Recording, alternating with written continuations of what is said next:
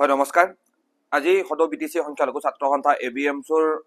ফালৰ পৰা ৰঙিয়া প্ৰেছ ক্লাবত আমি ততাতৈয়াকৈ এই সংবাদ মেলখন আহ্বান কৰা হৈছিলে আৰু এই সংবাদ মেলখনত আপোনালোকে আমাৰ আমন্ত্ৰণ মৰ্মে আহি উপস্থিত হোৱাৰ বাবে মই ABMCৰ সভাপতি হিচাপে আপোনালোকক ধন্যবাদ আৰু কৃতজ্ঞতা জ্ঞাপন কৰিছোঁ। যোৱাকালিৰ দিনটোত অসমত এক নাবুত নাস্তুত ঘটনা সংঘটিত হৈছে, যি ঘটনাই ইতিমধ্যে সমগ্ৰ দেশতে প্ৰতিক্ৰিয়া সৃষ্টি কৰিছে। ৰাজ্যৰ আগশাৰীৰ ডিজিটেল সংবাদ প্ৰতিষ্ঠানৰ জ্যেষ্ঠ সাংবাদিক তথা গুৱাহাটী প্ৰেছ ক্লাবৰ সহকাৰী সাধাৰণ সম্পাদক, ৰাজ্যৰে অন্যতম এজন জ্যেষ্ঠ সাংবাদিক দিলৱাৰ হুছেইন মজুমদাৰক যোৱাকালিৰ দিনটোত আছাম কোঅপাৰেটিভ এপেক্স বেংকৰ যি দুৰ্নীতিৰ সন্দৰ্ভত বাতৰি সংগ্ৰহ কৰিবলৈ যোৱা অৱস্থাত সেই বেংকটোৰ কৰ্তৃপক্ষক দুৰ্নীতিৰ বিষয়ত প্ৰশ্ন সোধাৰ বাবেই অসম আৰক্ষীৰ বিশেষকৈ গুৱাহাটী আৰক্ষীয়ে সম্পূৰ্ণ বৰ্বৰভাৱে সম্পূৰ্ণ বেআইনীভাৱে গোচৰ জাপি দি তেওঁক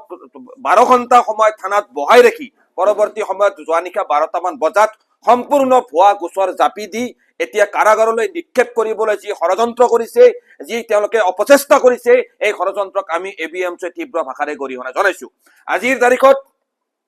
আমি ABMCয়ে এইখিনি কথা ক'বলৈ বাধ্য হৈছো যে আইনক ব্যৱহাৰ কৰা হয় দেশৰ ন্যায় ব্যৱস্থাটোক আগবঢ়াই লৈ যাবলৈকে, কিন্তু আজিৰ তাৰিখত বিভিন্ন সময়ত এটা ইতিহাস আছে, যি ইতিহাসত স্পষ্টভাৱে উল্লেখ আছে যে বিভিন্ন সময়ত ফেচিবাদী শাসকে যি আইনৰ দ্বাৰা ন্যায় ব্যৱস্থাক আগবঢ়াই লৈ যাব লাগে, সেই আইনক ব্যৱহাৰ কৰি যি কণ্ঠই বিভিন্ন কণ্ঠ ৰুদ্ধ কৰিবলৈ প্ৰচেষ্টা চলোৱা হৈছে, যি কণ্ঠই চৰকাৰক সমালোচনা কৰিছে, যি কণ্ঠই চৰকাৰৰ দুৰ্নীতি উদঙাই দিছে, যি কণ্ঠই যি ব্যক্তিয়ে যি অনুষ্ঠানে যি সংগঠনে বিভিন্ন সময়ত চৰকাৰৰ জনবিৰোধী নীতিৰ বিৰোধিতা কৰিছে, সেই শক্তিসমূহক স্তব্ধ কৰিবলৈ ৰুদ্ধ কৰিবলৈ বিভিন্ন সময়ত আইনক অপব্যৱহাৰ কৰি সেই সংগঠনসমূহৰ কণ্ঠ ৰুদ্ধ কৰিবলৈ চেষ্টা চলোৱা আমাৰ পৰিলক্ষিত হৈছে। আজি দিলৱাৰ হুছেইন মজুমদাৰ নামৰ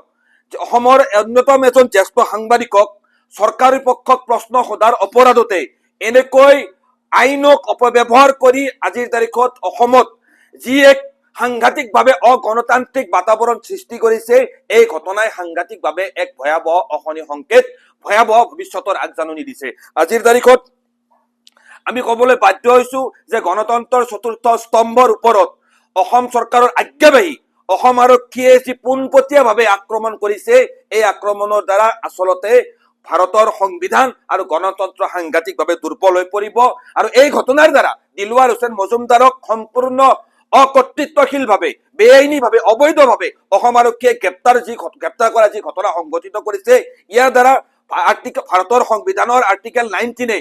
সাংবাদিকসকলক বা প্ৰতিজন নাগৰিকক যি বাক স্বাধীনতা প্ৰদান কৰিছে, সেই বাক স্বাধীনতাৰ ওপৰতো কিন্তু তীব্ৰ আঘাত আনিছে। সেইকাৰণে আমি ABMCৰ দ্বাৰা সমগ্ৰ ৰাইজে ইতিমধ্যে দাবীও জনাইছে যে শীঘ্ৰে দিলৱাৰ হুছেইন মজুমদাৰক মুক্তি দিব লাগে আৰু এনেকৈ জনগণৰ বাক স্বাধীনতাৰ ওপৰত সাংবাদিকতাৰ ওপৰত যি ধৰণৰ এনেকুৱা চৰকাৰীভাৱে আক্ৰমণ নমাই নিছে, এই আক্ৰমণৰ ঘটনা বন্ধ হ'ব লাগে। ইতিমধ্যে সমগ্ৰ ৰাজ্যতে প্ৰতিক্ৰিয়া সৃষ্টি হৈছে আৰু আজি ABMCয়ে স্পষ্টভাৱে অসম চৰকাৰৰ ওচৰত দাবী উত্থাপন কৰিছো যে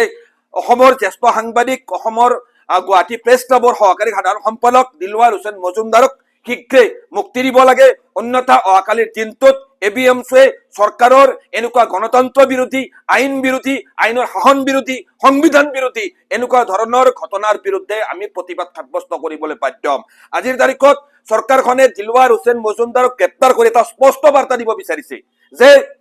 চৰকাৰৰ জনবিৰোধী নীতিৰ বিৰুদ্ধে যদি কোনোবা ব্যক্তিয়ে আলোচনা কৰে, তেনেহলে সেই ব্যক্তিসকলক জেলৰ ভিতৰত আবদ্ধ কৰি ৰাখিব। ইয়াৰ দ্বাৰা সমগ্ৰ অসমৰে সাংবাদিকসকলক এটা ভাবুকি প্ৰদান কৰা হৈছে যে সাংবাদিকসকলে যদি চৰকাৰৰ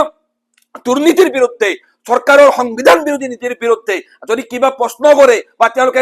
বাতৰি সংগ্ৰহ কৰিবলৈ যায়, এই সাংবাদিকসকলক জেলত ভৰাই ৰখা হ'ব। কিন্তু আমি অসম চৰকাৰৰ মুখ্যমন্ত্ৰী ডক্টৰ হিমন্ত বিশ্ব শৰ্মা ডাঙৰীয়াক ইয়াৰ পৰা বুজাই দিব বিচাৰিছো যে আজিৰ তাৰিখতো এইখন দেশত, এইখন ৰাজ্যত এনেকুৱা হেজাৰ হেজাৰ লাখ লাখ কোটি কোটি মানুহ আছে, যি মানুহে হিমন্ত বিশ্ব শৰ্মা ডাঙৰীয়াৰ অসম আৰক্ষীক ভয় নকৰে, হিমন্ত বিশ্ব শৰ্মা ডাঙৰীয়াৰ এই হিটলাৰী শাসন ব্যৱস্থাক ভয় নকৰে, এই ফেচিবাদৰ যি ৰাজনীতি এইখন অসমত আৰম্ভ কৰিছে, এই ফেচিবাদৰ ৰাজনীতিক ভয় নকৰে। আৰু দিলৱাৰ হুছেইন মজুমদাৰো সেই ভয় নকৰা শ্ৰেণীৰ এজন সাংবাদিক হোৱা বাবে আজি তেওঁক এনেকৈ পোতাশাললৈ চৰকাৰখনে নিক্ষেপ কৰিব বিচাৰিছে। কিন্তু এনেকুৱা ধৰণৰ অপচেষ্টাৰ দ্বাৰা কেতিয়াও ভাৰতৰ দৰে গণতান্ত্ৰিক দেশ এখনৰ সংগ্ৰামী জনগণৰ সত্যনিষ্ঠ সাংবাদিকৰ কণ্ঠ কেতিয়াও ৰুদ্ধ কৰিব নোৱাৰিব।